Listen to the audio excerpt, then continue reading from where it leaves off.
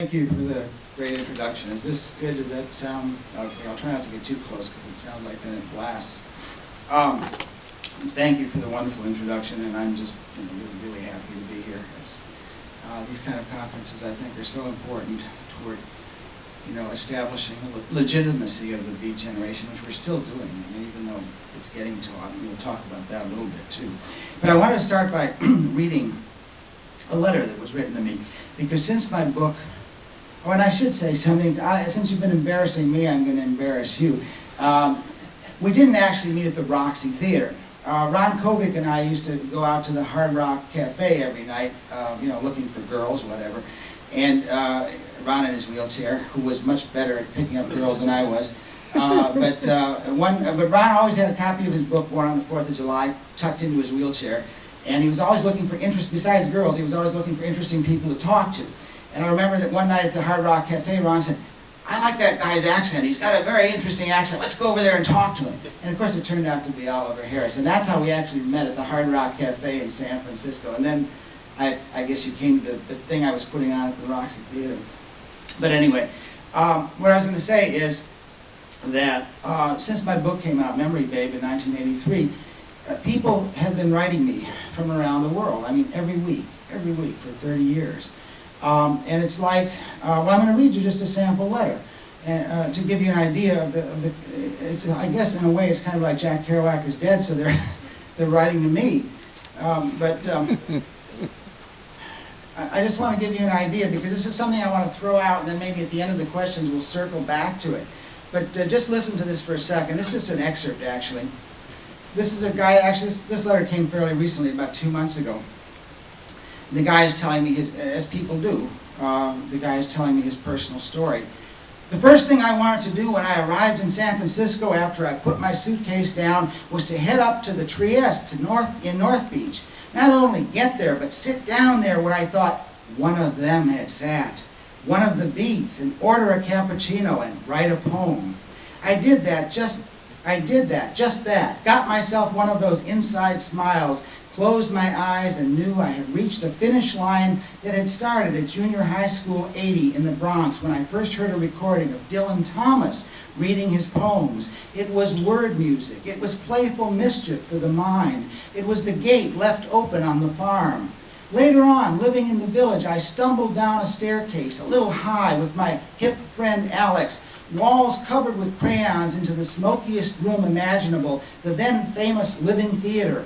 And there stood this guy, this wild man with wild eyes and sweat in his hair, letting loose words like bullets so unimaginable, mentioning things I never heard of. Bhagavad Gita, Dharma, what? What was this? It was Allen Ginsberg reading Howl. It put my young ass on the floor. Me and my hip friend Alex, who actually lived in the village, just couldn't get over it. I'm still not over it."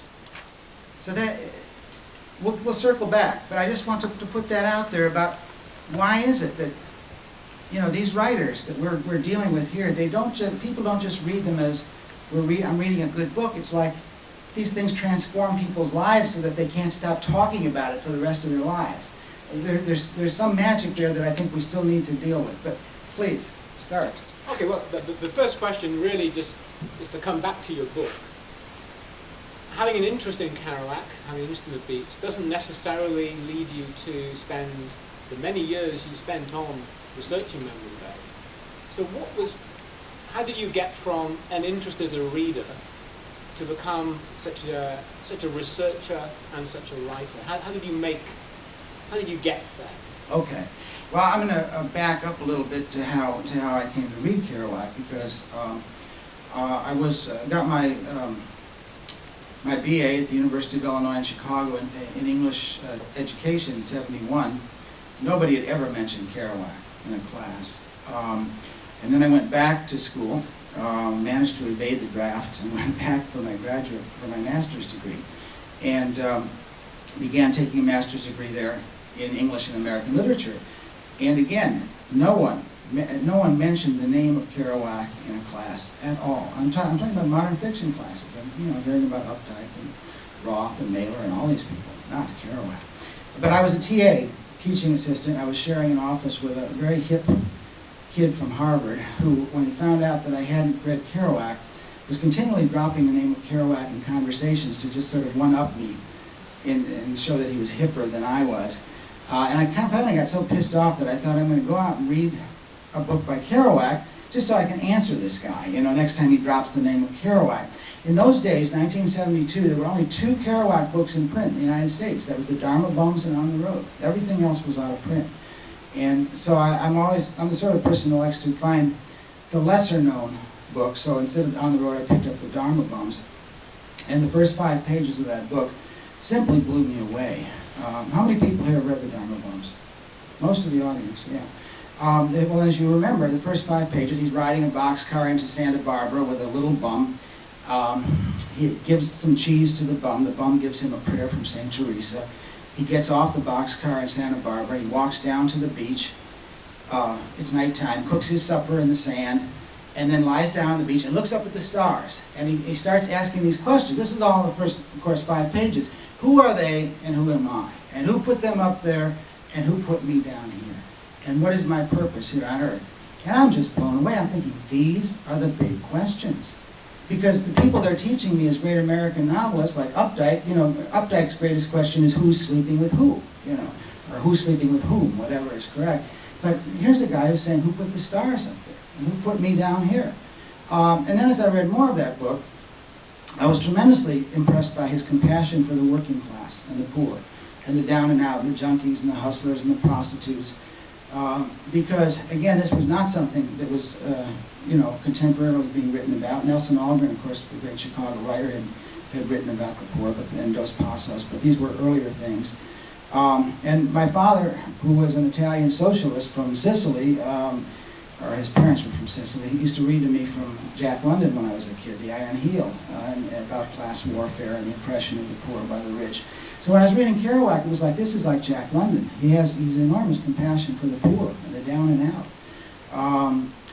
So again, by the time I finished the book, I just thought, this man is just an amazing writer. Why are they not teaching? And I went to my professors there, and I said, why are you not teaching Kerouac? And they said, oh, terrible protest. He's not a writer. He's a beatnik, leader of the beats. One professor said, he's a vortex. And I said, what do you mean by that? Well, he was important because he drew people in, but inside, there was nothing in the center of the vortex. He was nothing himself, but he did draw people in. And it just really angered me. And it was at that point that I decided that someday I'm going to write a biography to force these people to recognize what an important writer Kerouac is. So in a funny way, you're saying that the appeal of Kerouac was he fitted into a tradition that was being ignored and not being renewed. Yes. So you actually had to kind of disassociate him from the beat label in order to actually engage with it. That was your ambition behind Memory Bay? Well, I had very little sense of the beat movement at that point. I mean, I knew who Allen Ginsberg was, and I had read Howe. Ferlinghetti had come through Chicago and given a reading that I remember. But I didn't have a very clear sense of the beat movement at all. So when I read Kerouac, I would not have even been able to fit him into the beat movement because I had no sense of that. And in the 60s, the 60s were my era, and it was an entirely different ballgame then. I mean, we were dealing with the Vietnam War and all of the urgent social issues. So the beat generation, even though people were using the texts of Kerouac and so on, it wasn't like people talked about the beat generation. People knew On the Road, but people didn't put it into the context of, well, you should read some other beat writers. That kind of thing was not going on. You just said your generation was the 60s generation. Yes. Kerouac is not usually regarded as the most political of the writers. Ginsberg obviously had the activist role. Thoreau's politics are much more radical, if peculiar. When you were going for Memory Bay and giving him some legitimacy as a writer, were you making a choice against sort of making him a writer rather than trying to kind of see him in connection to the 60s? Was there a choice there? I mean, in your own view of how you approached it? Well, I wanted to do a book that would give him credit as a writer. I mean, that was first and foremost in my mind because it was pretty clear to me early on that Kerouac was not a political revolutionary. And he says that over and over again in his books. Politics, take it away, take your communist card away, I don't want it. So even though, I myself have always been a lot more political than Kerouac. I was an activist against the Vietnam War. an activist against the death penalty. I'm an activist against the war in Afghanistan. I've always been politically very active, where Kerouac was not. So I wouldn't have approached him as an activist because I saw that he really wasn't an activist.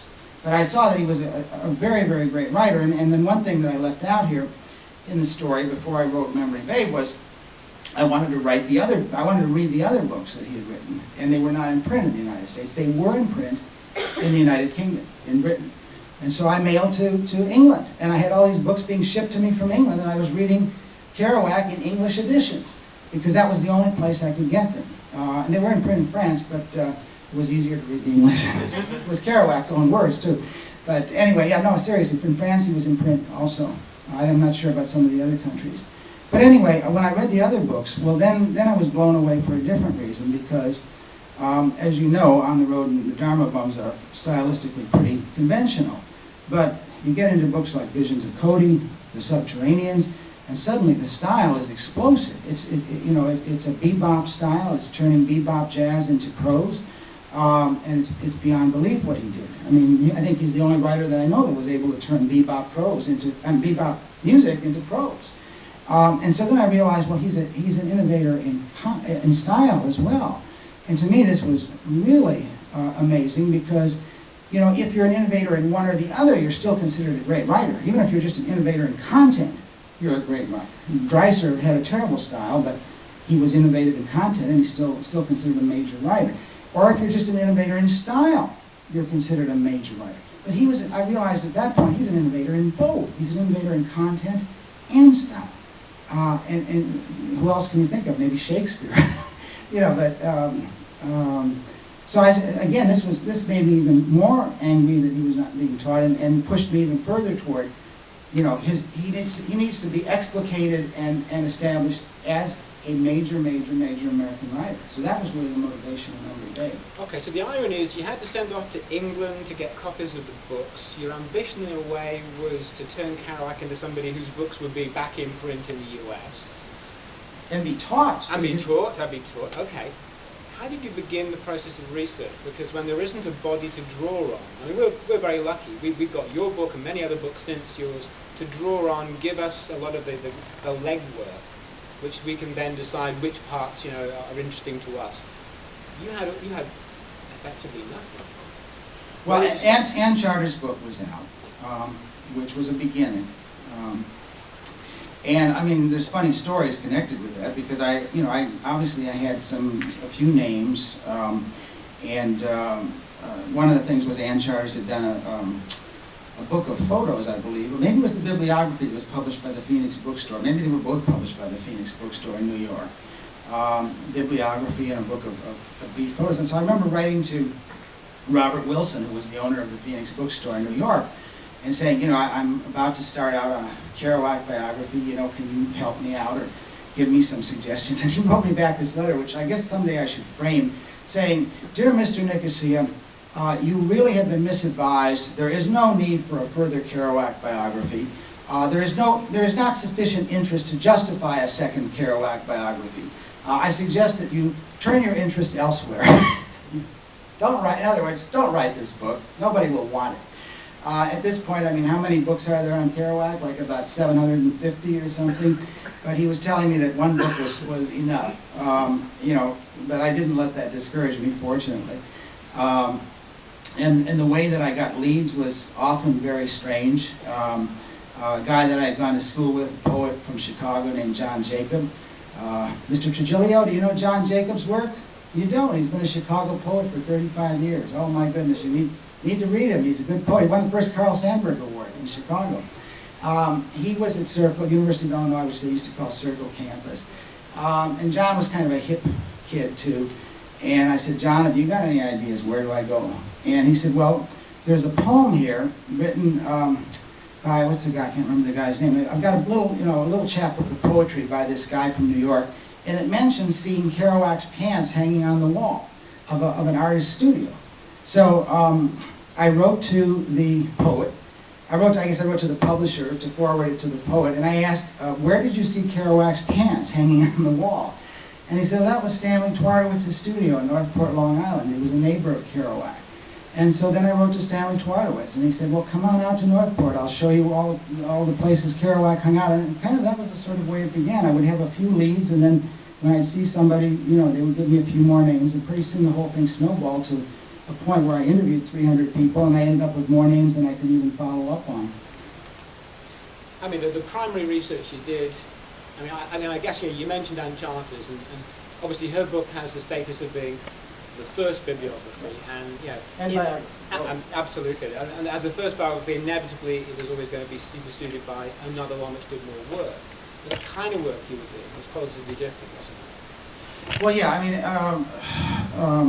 not to put Anne Charters down, but she didn't do a lot of research, and I come from a very different approach. I mean, one of the things I studied in graduate school was research, both textual research and field research.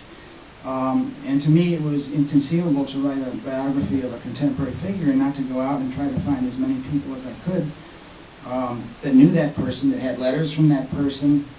And I think Anne Charters interviewed about 20 people. I ended up interviewing 300. And it just, you know, my feeling was the people are alive now, and get the material while you can, because they won't always be around. And indeed, probably, you know, 97% of the people I interviewed are dead already. So no, my method was to try to go out and find people and spend time with them in the places where Kerouac had been. And oftentimes, since Kerouac was such a great letter writer, that people would have a stack of letters from me. You know, I mean, I'd be interviewing somebody and they'd say, oh yeah, I have 120 letters from Kerouac here. And I'd say, can I Xerox them? And they'd always say, sure, because those were the days before beat equated with $sign. You know, recently when I did this book on Luann, I was looking for some photographs of older photographs of Neal Cassady, and every person that I went to that had them, they wanted at least $10,000 for them. You know, and in the days when I was doing Memory Babe, someone would have a photograph of Kerouac and they just hand it to me. They'd say, here, take it. You know, and the same thing with letters. I mean, I'm sure that like today, nobody would ever let me near Xeroxing a Kerouac letter unless you put a lot of money on the table. But in those days, people were just, you know, Kerouac was not equated as a source of huge amounts of revenue. And so people let me Xerox. I ended up Xeroxing 2,000 Kerouac letters, which were of immense help. I was a little bothered. Joyce Johnson has a new book coming out, which I got an advance copy of, The Voice Is All. And I was a little bothered by her sort of offhand put down of, well, she doesn't mention my book by name, but it's clear she's talking about it. And she says, well, it's just a book of anecdotal, you know, people telling gossip and anecdotes.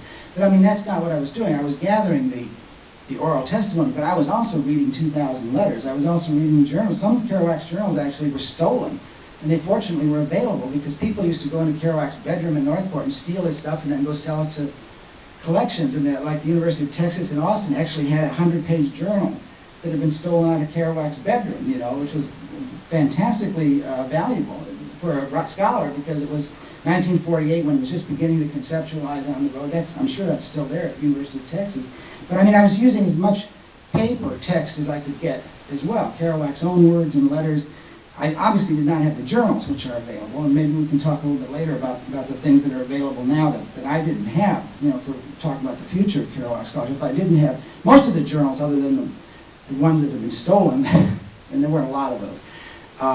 Most of those were not available. Kerouac Stella was still alive, the widow, and everything was locked up. But certainly the letters were filled with biographical information. Those 2,000 letters. And Kerouac was, most of you know, was a speed typist who loved to type long single-spaced letters to his friends. I mean, he would whack out these 3,000, 4,000 word letters like nothing to his friends. And for a biography, these things were just chock full of dates and places and names and information. Okay, so you were the right man at the right time in the right place to do the biography. Did you have a sense of what you might do after the biography? Did you know this was going to be your life's mission in a sense? No, I didn't know it was going to be a lifetime occupation. I started out as a writer myself. I mean, I'd always written poetry and prose since I was a kid, 8 years old. I always loved writing, and always have, and will always do creative writing too. I guess I saw it at the time as just kind of a mission that I'm going to do this book on Kerouac just to get something established so the academics will have to start accepting him, and just go back to other things that I'm interested in. And it is amazing. There is some sort of tentacle power of Kerouac, but it's like once you get involved with him, the tentacles begin to pull you in. And different projects would come about, and Chris Felber was doing a film and some photographs to do with Kerouac and the Beats, and asked me to join him. And of course, I moved out of Chicago. I guess the Beat influence was involved in that too. I moved to San Francisco because I really loved the literary scene at that time, which was so full of Beat writers. I mean, this was the late 70s, and Corso was there, and Harold Norris was there, and Bob Kaufman was there, and Jack Michelin was there, and Diane DePrima was there, and Lenore Kandel was there. And I mean, it was just a whole panoply of Beat writers who were giving readings every week. You'd see them on the streets, you'd see them in the cafes, and the whole literary scene which existed, which included a lot of younger writers, there was a very strong Beat influence. I mean, later, in the 80s, you began to get this very strong language poetry thing, almost as a revolt, I think, against the Beat influence, and centered more in Berkeley than San Francisco. Became kind of an opposite pole, to pull away from the autobiographical, personal, confessional thing of the Beats. But when I first came to San Francisco, the Beat aura was just very, very strong in the whole literary scene. And so I went out there, and then, of course, once I was part of that scene, these people started to become my close friends. Harold Norris became a close friend, so did Jack Michelin and many of these other people. And I just began to love them, to understand them from the inside out, and to realize that I'm kind of a Beat myself, that I never knew this. I mean, I grew up, as I described myself, a good Catholic boy from Chicago. I was good middle-class values, and Chicago was a pretty straight and narrow town, as you might know. But I started realizing, well, the sort of freedom and tolerance that these people stand for is really something that I like, that I want to practice in my own life. And so, gradually, and then, there was a sort of group of post-Beat poets in San Francisco, Neely Tchaikovsky, a number of writers more my age, in which I sort of fell into that group to give readings with, and eventually I keep thinking I'm not going to write another Beat book, but then, the whole thing with Jan happened, and she was, discovered that she had been robbed of the Kerouac estate by a forged will, and she was dying of kidney failure, and I helped her, and somehow, even though it was proved in court that the will was forged, the bad guys still control it because of the Florida inheritance law. And the bad guys, basically being the Sampras family, have been making sure that Jan's name doesn't appear anywhere, that's being taken out of everything. So I ended up putting together a small book. I didn't write the whole book, but putting together a book just so she wouldn't be forgotten, because she was a wonderful writer. Baby Driver, Train Song. She had a third novel, Parrot Fever, when she died, that the Samprases managed to keep from being published. But I wanted her to be remembered. And then, of course, the thing came up where I was asked to be an advisor to the movie. I discovered that I had this long interview, 35,000 words with Luann, and realized that somebody needs to tell Luann's story. So another book, and I keep saying I'm not going to do another Beat book, but I may not be able to keep that promise. I don't know. Okay, so on the one hand, you've been championing the Beats, and have not ceased to, and I think it's interesting. Originally, your pitch for Kerouac was that he was neglected undeservedly. Yeah. And the work you've done, which I admire very much, I love your book on Jan, and telling me the Luann story is a real revelation. We heard a bit about analysis of On the Road, but the Off the Road story of Luann is fascinating. So you kind of carried on being a champion within the Beat field, which is an interesting role to take. Obviously, it has its cost, because you win friends and you also make enemies in doing this. And you don't want to sort of go down the role of vilification you've suffered too much, but by being a champion, you have had to have antagonistic relationships as well, which is never easy, because it puts you on a spot. You're not simply doing work; you're supporting one thing against another. Is that a role you expected to carry on? Was taking you by surprise, or just been a fait accompli for you? Well, no, it was not a role that I expected to take on. When Jan came to me in '94.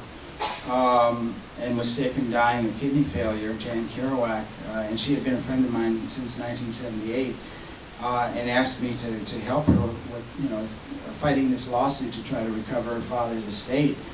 I couldn't turn her down. I thought, for many reasons, she was my friend, she was dying, and I thought she was in the right.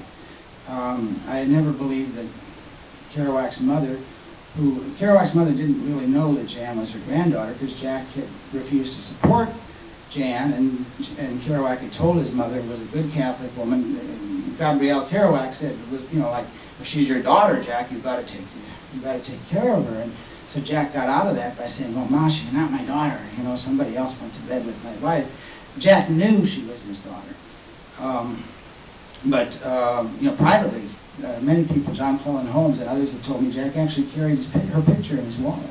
He actually had Jan's picture in his wallet. He would pull it out and quietly say, you know, look at her. I know she looks just like me. I know she's my daughter. But that was a private thing. Anyway, but Gabrielle had a grandson. You know, Jack had a sister, Tina, who had one son, Paul Blake Jr. And that boy grew up in the same home with Gabrielle. They spoke French together. I've seen letters where she wrote to my beloved grandson. There was no way I thought that this woman would have disinherited her grandson to leave everything to Stella Sampas. So I had suspected things were amiss, and then Jan came and said, look, they misspelled them. When she saw the will 20 years later, she said, look, they misspelled my grandmother's name. And they did. They misspelled the grandmother's name on the will. So, I mean, I couldn't turn Jan down. And she was also just a very special person. She was very, not just physically beautiful, but a beautiful soul, very kind, gentle, very selfless person. So, you know, I realized I have to help her. And I didn't realize the amount of vitriol that it was going to generate. But you know, I don't like what's happened with the World Kerouac Scholarship. I think that the Sampases have polarized it enormously. You know, they've made it, you're my friend or you're my enemy, and they still control permissions, which I think makes it very difficult for anyone to do honest and clean Kerouac scholarship. Because one of the things I wanted to point out here, which I just learned recently, and I didn't know this, we all know that the Sampases sold Kerouac's journals, some papers, but mostly journals, to the New York Public Library, Bird collection, back in the late 1990s, I guess. They didn't sell the manuscripts. They sold the manuscripts privately. We still don't know where all those.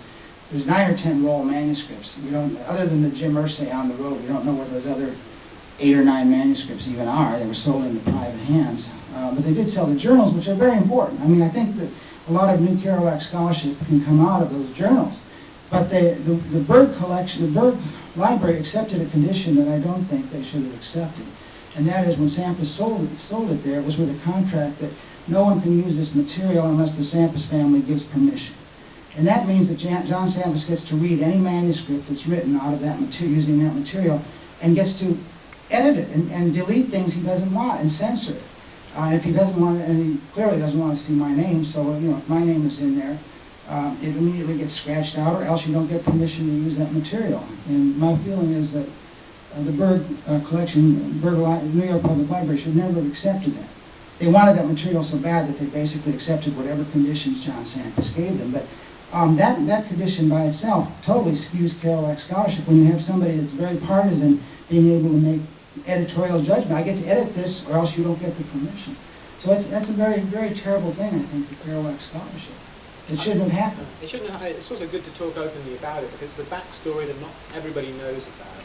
And certainly academics who don't need the genetic approach of looking at the material. All he does, as you say, you have a gatekeeper and you have quite a small space. Literally, the Berg is a very small room as well to even work in, so that control is very tight.